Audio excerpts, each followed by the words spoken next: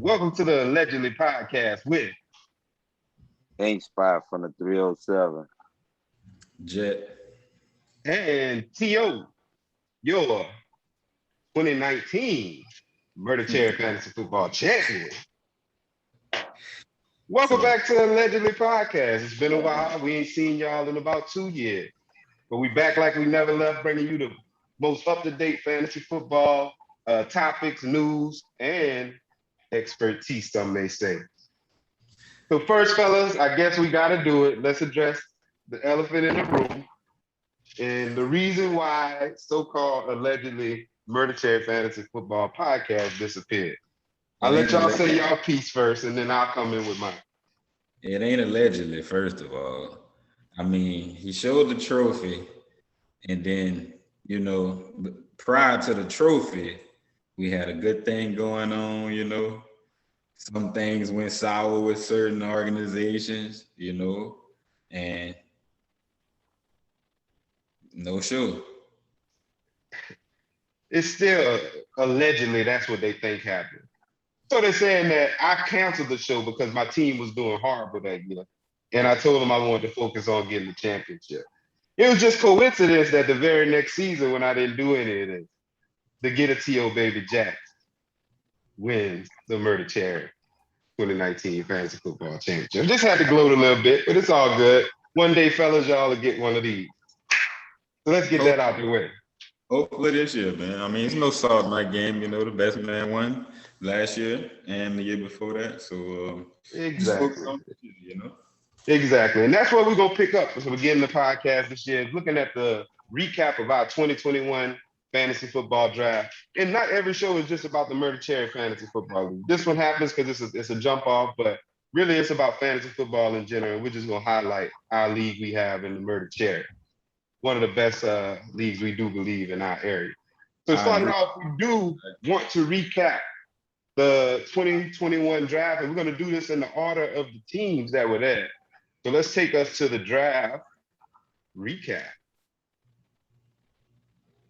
We're going to recap this 2021 fantasy football draft that we had recently on Saturday, I do believe, fellas. That's when it was, right?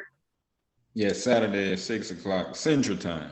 Central Time. Everybody was there. No auto drafting taking place. So this was a legit draft that happened over this weekend. And we're going to start the recap with first looking at the returning champ from 2021, and that's Coach Julian Washington and his newly named team. Eddie was better. Eddie was better. Eddie was better. So let's look at Eddie was better's lineup. We'll share it for y'all so y'all get to see it, so you get to see everything that we are looking at here in Murder Chair. And this is Eddie was better at the beginning of his lineup. So we do our draft. The champion gets the first pick of the next year. The second place team picks second, all the way down to the 10th place team in the snake draft. So this draft was opened up with Coach Julian. And the first pick of the draft was Christian McCaffrey, I do believe. Ink Spot, did you find any surprises with that particular pick? We had him penciled in the whole time for Christian McCaffrey. We heard woes before the draft. I want to say weeks before that Devontae Adams probably was a consideration, but we knew all along he was going Christian McCaffrey. So that was pretty much set in stone that CMC was going to be the first pick. What you think about that one, Jet? I think when you're the number one pick, I think that's kind of, kind of no-brainer going with McCaffrey, being that he's when healthy, 1,000 rushing and 1,000 receiving type of guy. So you got to go ahead and take that with your first pick. I agree. I actually thought it was going to be a little different. I didn't have much communication with Coach Washington in the offseason, but if I remember correctly, wasn't he the first person to ever have Alvin Kamara in our league back when the league started originally? Is that a true statement or not? You remember anything about that, Ink Spot? I do believe he did have him the first. He had him one of the years, but two of Kamara's best years, I think Coach Jet had him. Yeah, but I just thought that it could have been an opportunity that Kamara may have been picked first. I really thought that. I think he's gonna have a big season with the new quarterback they got inside. They get him the ball, so I thought that might have been the first pick. But I can't complain about Christian McCaffrey. Only knock is he get hurt, man. He stay in the training room. But we'll see what happens, man. He's an amazing player, and I think it's gonna help his team out. Um, he followed that pick up with the DK pick, correct? Yes. That's huge, bro. And then he got that Yeah, connection. he technically had a back to back because there was a snake draft, so he went DK Jefferson, which is a Oof, great. Yeah. oof. Does Jefferson have that Very. season again? I think so, man. I mean, be honest, I was high on Jefferson. When we'll get to my team eventually, but I was high on Jefferson a lot. I was probably taking Jefferson all the way up to probably 2 days before the draft. I think a lot of people liked him, man. You just had to be in the Mhm. right spot to get him. Yeah. Um, it, it's strange because it seems like Minnesota, they really do like to run the ball, but their receivers have big seasons for some reason. I don't know if it's because they're losing and they're just throwing the ball, but they do seem to get Dalvin Cook his touches, but they Mhm. also get the ball around. So It I can kind of see it seemed happening like again. it kind of seemed like it's just them two out there. Whoever the two receivers is, whether it was Diggs and Thielen, you don't know who the third receiver is. Yeah. So I think that Jefferson just tried to fill that Diggs void as much as possible. Obviously Diggs is an elite receiver, and I think Jefferson is on his way. But I think he just filled that void of another pass catcher in the Minnesota Vikings offense. Any other bright spots on this team, Ink Spot? I think he's well rounded, especially with the connection to Russell Wilson. We can't quiet that out. So every time the ball in there, I mean, whether it's Kirk Cousins or Russell Wilson, you got to kind of hold your breath. I think Coach Julian will be back, maybe to either defend or at least fight for something. Oh, he I think definitely. he got a real good team. He should be, on his way. But it's a long season, and you have to remember injuries are very, very possible. So I'm gonna say Yeah. good luck to Coach Washington and leave it at that. And for everybody that don't know, he is the first two-time champion of the Murder Cherry Fantasy Football League. Um, and I can't be mad at that because he is actually from the Murder Cherry, so I can't be upset that uh, someone like him is representing our league in that way. To win it 2 out of the 4 years we've been here, that's a huge feat. But I'm sure hoping he's not the first for three, because then we have a dynasty on our hands right there. I'm gonna just say Lightning kind of struck in the same place twice, but we won't gloat on him, nothing like that. He's beatable. I watch him go down, but that's neither here nor there. We'll see That what he sounds do like a little during the hate. That season. sounds like a little hate right there. Before we move I to another mean, team, any spots you think he can improve on? Is he lock solid? What y'all think?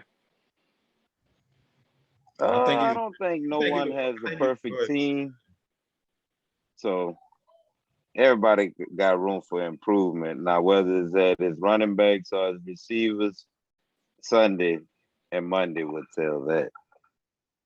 What you think, Jet? Um, I don't like Tyrod Taylor at all. That's interesting to have his flex as Brandon Cooks. It's interesting to see what he do at Hmm. those positions. I think, and depending on the health of Raheem Mostert. So That was my thing. If you look at his running backs, he could potentially be a little thin there, but I done seen him work magic throughout the year. So right. we'll see. He's a top competitor. I can't take that from him. He's a top competitor in the league. Somebody that I always have circled on the schedule. So Absolutely. I'm excited. And if he's not in our division, right? He's in the other division. You're on the other side. So I only get it Yeah, once this year. So I got to take advantage of it. All right. So moving right can't along. Go ahead. What you can't got? wait. Really Can't wait. can't wait. Best of luck to him, but can't wait. Gotcha. Moving right along, we're gonna go on to the runner-up last year. And that's with Coach Carlin Butler and the Real 5-7. Um, it's another individual. He's been to the Super Bowl twice. He has one championship. He actually the first champion of the Murder Cherry Fantasy Football League. So he had the second pick of the draft, and he talked to the media a lot lately. Late building up to the draft, and he released some of it to the media that he was taking Devontae Adams. Yeah, I didn't know how true it was, but it ended up being true. So what y'all think about that? yeah, that was the consensus I got from my sources that he was taking Devontae Adams and he was locked in on that. Me being right after him, I needed to see it to believe it. But my sources were very reliable, and I believed my sources. But just looking at the scope of things, I needed to know what he was gonna do in real lifetime. Gotcha. What you think about it, Ain't Spot? I thought that was a real gutsy pick, being at the second pick with Dalvin Cook and people like Kamara on the board and Travis Kelce, even the Derrick Henry. So to see him go Devontae Adams, it wasn't a bad pick. We talking about 18 touchdowns here, So I understood it. I just had to see it, like Jet said. You think he could duplicate that? That's a lot of touchdowns, bro. That's a lot of touchdowns. Now they give him the ball. They put him in the position to score. They throw the little screens in the red zones, the little speed motions, and get him to come out into the flats and hit it ton. They get him the ball in the red zone. 18 Me though? personally, me personally, I honestly think if it's any receiver who can either stay the same or go higher, it would be him. I Like mean, you just say, what it was 3, 4 years ago, it was what, 14 or 16 or something like that. It was like, man, it's outrageous. The touchdown machine, man. Touchdown machine. He is that. He is that. But what happens if 12 goes down? Oh, he got trouble. oh, we talking about a whole nother book now, a whole new rhyme. I think it is warranted though. At the 18 touchdown, uh, I think it was warranted. I really thought he was smoke screening the whole time. He a defensive minded coach, so he know how important it is to run the ball. So I thought it was gonna be Dalvin Cook or Kamara or one of them, but he like, stayed true to his word. What he started putting out in the media late, and he went on and picked Yep. Devontae Adams. And he came back with the second to last pick of the second round. Who he selected there? I can't really Selected remember. Keenan Allen. Was it Keenan Allen? Yes, he It's a good. selected Keenan Allen. I think that's a hangover from last year. I don't know if he had Keenan Allen last year, but he did have the Year quarterback. before. Year I think before. he really likes Keenan Allen. I think he had him 2 years ago, maybe, and the year before. He had him back-to-back years, but I don't think he had him Yeah. last.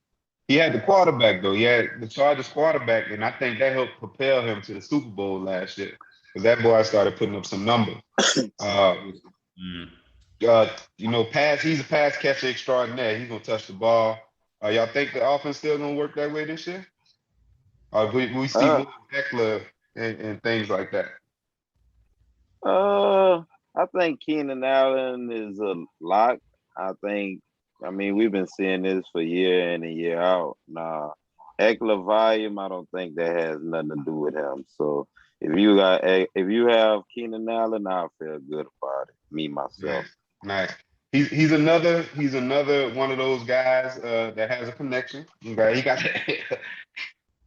the Aaron Rodgers, Devontae Adams connection, man. It's we almost looking at anywhere from 2 to 4 touchdowns just from them, you know, just from them. If they hit twice, that's 4 touchdowns on your team. And we know they can hit twice in the game. So is that dangerous as it looks?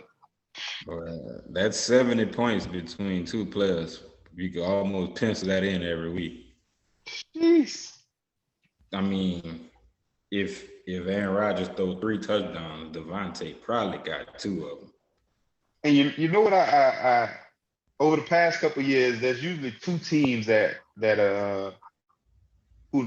2 coaches who pick teams where they're known to be like supercharged at certain times of the year. And his team seem to be like that at certain times of the year. They like jet fuel. They just, man, they just start putting up numbers. So I think he got the making of it again. Any shortcomings y'all see in his lineup? I'm gonna share the screen again. I'm not a fan of the Henderson kid. Why not? And I go just ahead. feel like after Akers went down, I don't think the Rams organization is fully behind Henderson. Not saying that he's not a good athlete and a good running back. Just for fantasy purposes, I don't know if his volume is going to be up enough to withstand being an RB2.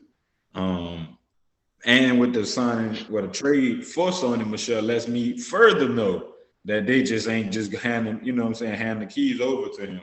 And me personally, I've seen Sony run for 1,000 yards on the Patriots offense. So I'm pretty sure he still know how to run the ball. He ain't old. It was only a couple years ago. So I'm looking forward to seeing Sony probably take over that job probably by at least by week 7, week 8. In the last Georgia Bulldog was a fool in that offense at one time. That boy, that man. So we'll see. We'll see what happens there. What you think, Cal? I'm not sold on the Edwards-Helaire pick. I know he had him last year, but I also look at Kansas City like they want to throw it around and not to Edwards-Helaire. Now they do like scat backs, which Jared McKinnon could be one of those guys to look into down the road, but Clyde Edwards-Helaire, he does have talent. He's a great kid out of LSU. I just have to see him fit in his offense the way that he possibly can. I'm not sold on it yet, though. I agree with that statement. That's why I was gonna go with it too. The Edwards-Helaire pick, it might be one of his guys. You know how we get that, where we get a couple players and we just ride with them for a couple years.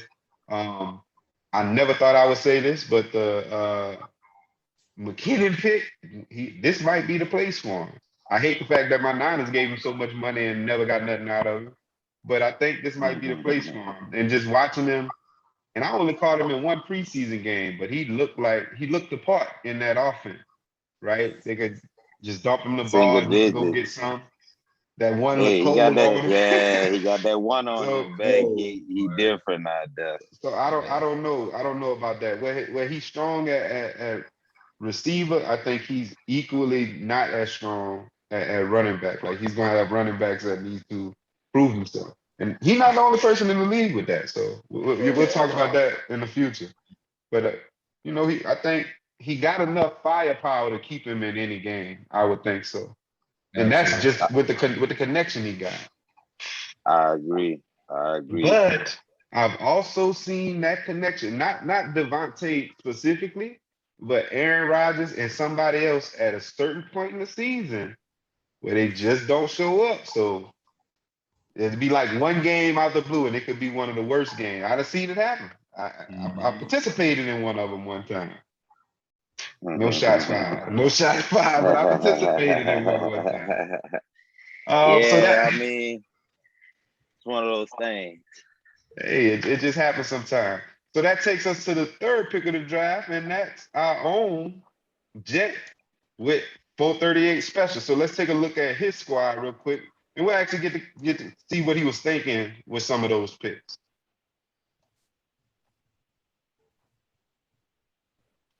And here we have 438 special. A solid contender every year in our league.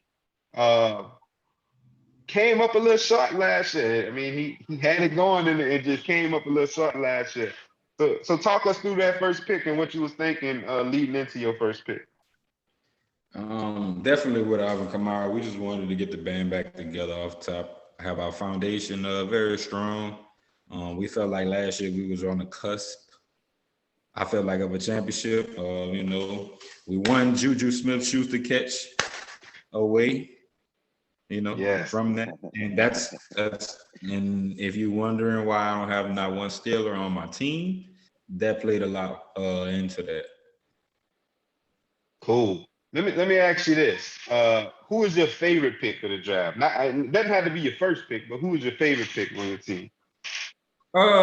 Definitely Darren Waller. I'm high on him right now. I feel like He's a dominant player. In that offense, he's definitely the focal point. I think he's going to get 8 to 10 targets a game. And any player you have that get 8 to 10 targets, you like their chances, especially when they're a caliber player like Darren Waller. He's a specimen. It's all good, man. It's all good. Our sponsors ain't worried about it just yet. But yeah, Darren Waller definitely probably my favorite pick for sure. Nice, nice. Cal, you want to Ink Spot? You want to ask him anything about his team? No, we like the way he went. We kind of figured, when we seen him take Kamara first, we had in mind that he was gonna, go past Sketch after that. But we kind of thought it would be Jefferson. We thought it would be Jefferson. So to see that he took Waller, that was like a last minute shuffle in the He deck. did. He had the opportunity to have Jefferson, huh? Mm-hmm. Yeah. So that was big, and we didn't expect that. We had to see that. That was one of those things that we had to see. So what made you decide on Waller instead of Jefferson at that second pick? And that to me, that ain't common to you. I've never seen you take a tight end so high. That ain't one of your strategies you typically employ. Yeah. Typically, I like to take a tight end later in the rounds, but kind of got out of the mindset of position. I want to play positionless football. I want to play production-based football. Bro. So that's how I looked at that. I really, really reviewed the Waller Jefferson pick like a lot. But I knew my sources was I had to make a decision. I couldn't have both of them. I knew I wasn't gonna be able to have both of them. So I just wanted to know. I just had to make a decision on which one I wanted more and who was in more of the better position. Like you said about Minnesota, they still want to run the ball, And I know Oakland, they like to run the ball as well, but the way that John Gruden runs his offense with the play action tight end, he uses the tight ends a lot. So I just felt like Darren Waller was in the best position at that particular time in the draft. Nice. Now let me ask you this. I know you don't want to think anybody is a bad pick on your team, but what was the pick that you feel like you might have reached for, or it was just the pick you just had to make that pick at that point? I'm gonna share your team again so they can see. I would say the third pick. Looking at it, I really, really wanted Mike Evans, but I knew if I would have waited in coming back in the fourth, I probably wouldn't have been able to get him. But when we move on to the guy behind me that picked after me, the question is going to be how Mike Evans' season be compared to AJ Brown's, because I could have had either one. You know what I'm saying? So that's the pick that I kind of feel like I wanted Mike Evans. I went got him, but did I pick with my heart a little bit too much on that? Besides what AJ Brown, his production could possibly be. What's crazy about Mike Evans? It almost felt like he had a bad season, but he turned in 14 touchdowns, something like that. Yeah, I know he did have. He never missed 1,000 yards, ever. So, but it just didn't feel like the typical Mike Evans season. But when you sit back and look at the stats, you're like, man, he produced. The numbers were definitely there, but it didn't look like it from week to week. But looking at your receivers, I honestly think he's gonna produce. I do, just because he got a great quarterback. But I think it's gonna be one of those things. It might not be an every week production. It might be these huge games with spaces of not so huge games. And at the end, it'll still be production, but just having that production at the right time. And I think that's just because of how good his quarterback is. And he don't discriminate on where the ball goes. He trying to get the ball to the open player. So that's the only watch that I would see there on your team. And obviously, and it ain't a secret for most leagues, but after the best backs that you have, the talent just starts to fall off typically, and that's for everybody. But you got some heat, man. You got some heat there. I got to see it twice a year, so I'm hoping they just have bad games when I play. Likewise. The feeling is mutual. So Yeah. that was the 438 special and Coach Shake Snyder. Like I said, I don't think he's really good quality opponent in the league. Always puts a good team on the field. Next pick of the draft, if I remember correctly, was it Coach Grogan and walk on there?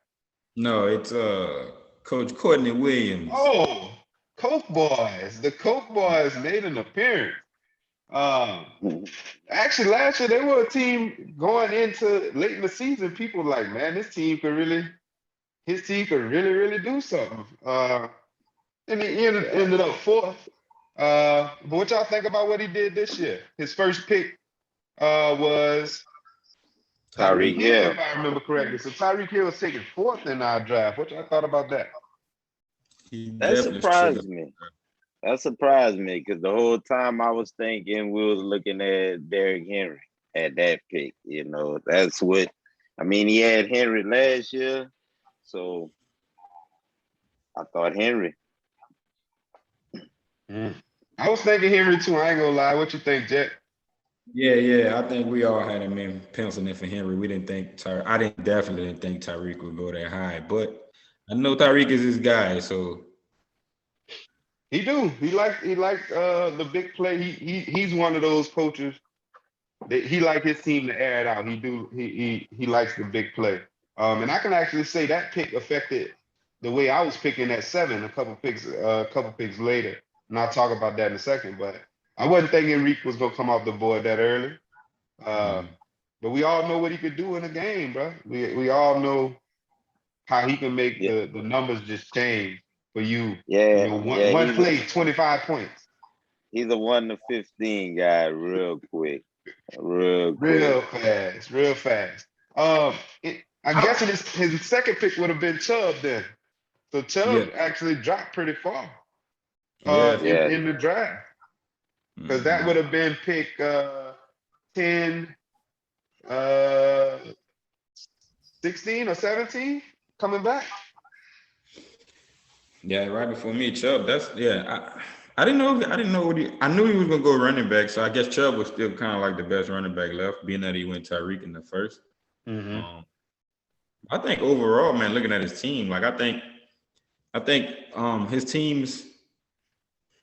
his teams always score a lot of points, and sometimes he was top heavy. I feel like in other league, in the previous years. But I personally think this is probably one of his best drafts to me. Like I think overall, because I mean, the Tyreek, A.J. Brown, C.D. Lamb, those three, I think that's very, very formidable. With Chubb, and Production Chase, alone should keep Chubb. and I mean Chase Edmonds gonna catch all the passes out the backfield. So He got 4 Cardinals though. I mean, what you do with that? yeah, I uh, don't I sound don't like like he that. needed a connection real bad. He was looking for it. Uh, I think he gonna drop one of them for sure. Eventually, Yeah, he gonna drop one of them. I know Christian Kirk should be a part of the offense a little bit, but I don't see him playing all three at one time. AJ AJ Green got chocolate dripping off him. That's a real life dad. but you know what you don't want to get into? You know what you don't want to get into is you're looking for the connection and you're playing one or the other each week and you never get none of them. So we'll see Right. how that plays out. Um, his next pick was AJ Brown or was it CD Lamb? The third pick was AJ. The third pick was AJ, then Then CD he came Lamb. back to the CD, which I didn't Ah, think he would come back because I knew I was getting that. So right before he picked CD Lamb, I was like, man, please don't pick CD Lamb. And he did. I think in the And we wasn't really looking CD because we had Zeke already, but he was definitely high on our board. I had because I picked before him in the 4th round, and the only reason I didn't take CD Lamb was because I already had 2 other players that had the same bye week, and I just didn't want to have that many people out because I do believe every week matters, and I just don't want to turn in a week. Uh, but I do remember that pick because he was on my board too. I think that's going to be a good pick. I think it's going to be a really good pick, and Jet, you get the benefit from that pick, I think, huh? Yes, I do, man. I do. I was able to get McLaurin and then Dak, but I'll see. I think CeeDee Lamb probably become the number one receiver in Dallas this year. That's gonna be interesting to watch, man. But he kind of built. He's kind of built. You know, he's stable all around. I would say I don't think Jared Cook's that good. That's just me. But Nah, and we got to but see he what Chase as well. but he backing Jared Cook up with Robert Tonyan, who had a double-digit touchdown year last year too, I think. So you know he got some options there. And Cook in a new situation. You never know, man. Put That's somebody in true. a new situation, they might blossom. That's true. We'll see. But he has some solid picks at the top of the draft, and you know, we'll see what he does, man. We'll see if he can get himself back there. You know, this was a team that went from one of the bottom in the league to fighting for a championship last year, and at one point they looked like he was gonna get it, especially with the way King Henry was running the ball. So we'll see, man. We'll see what the Coke boys do.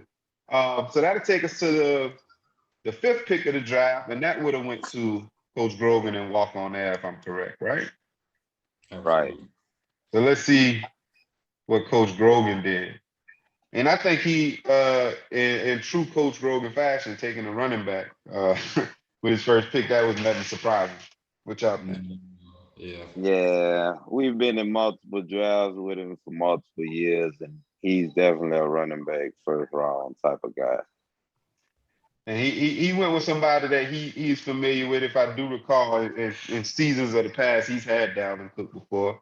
One of the people that he's had in his organization.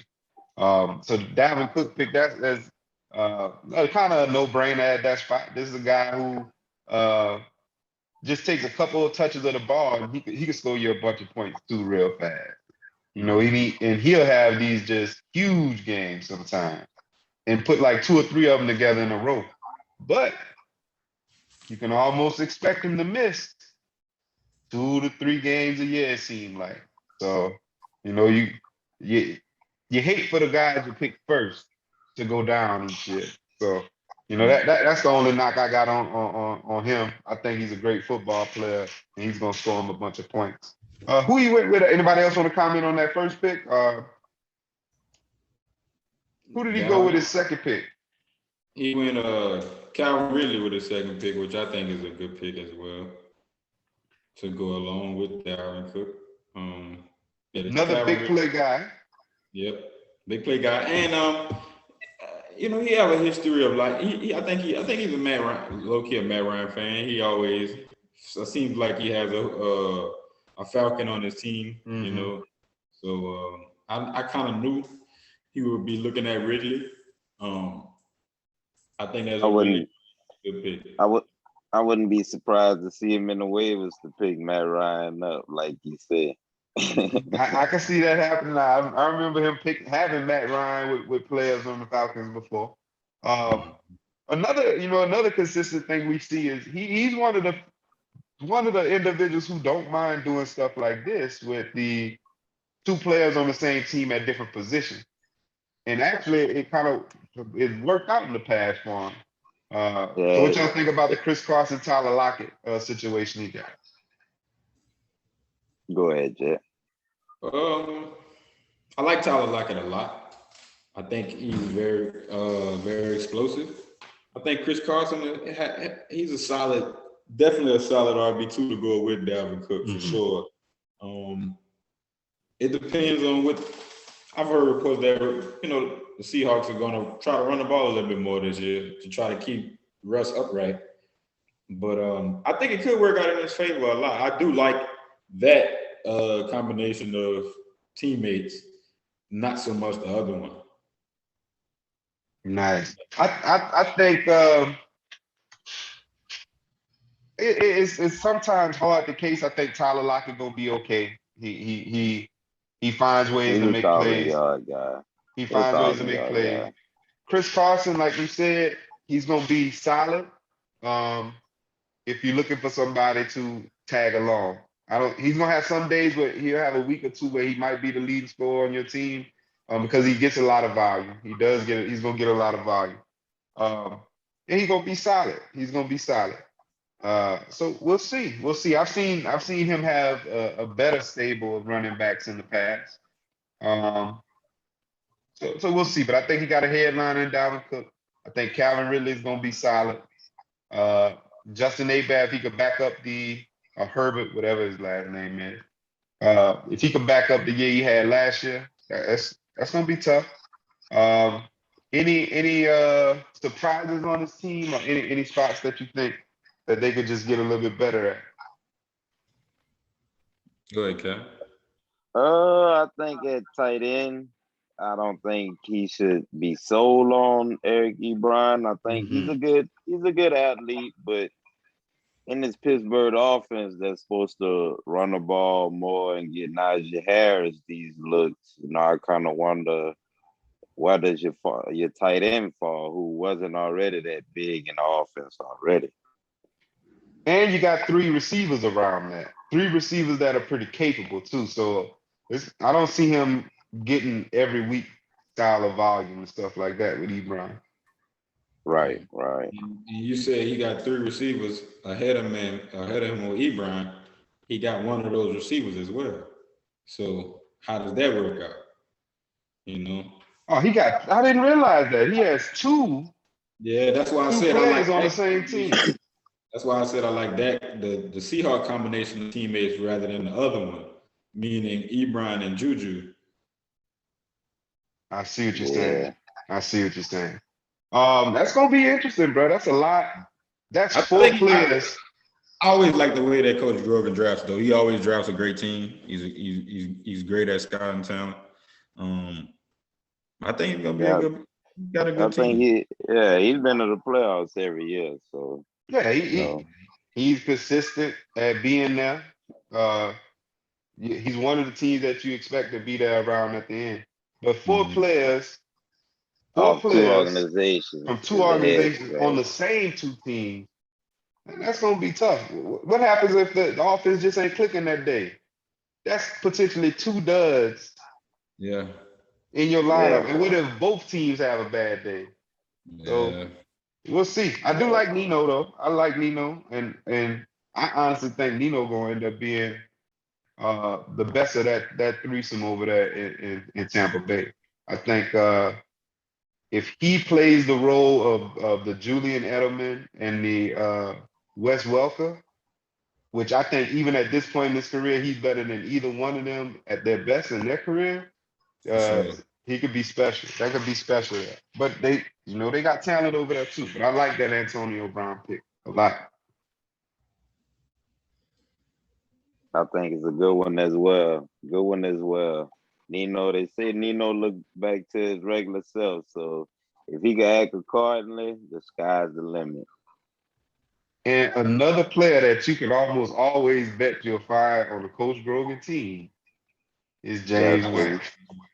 James White. That too. Oh yeah, that's another one. Those two players, James White and Justin Tucker. If somebody else don't pick them, they almost certainly gonna be on a Coach Grogan team.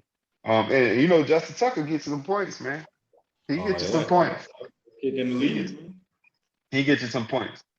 So that's the first half of our draft, the first 5 picks. We're gonna take a break and we're gonna come back and finish up the rest of our draft recap in just a second.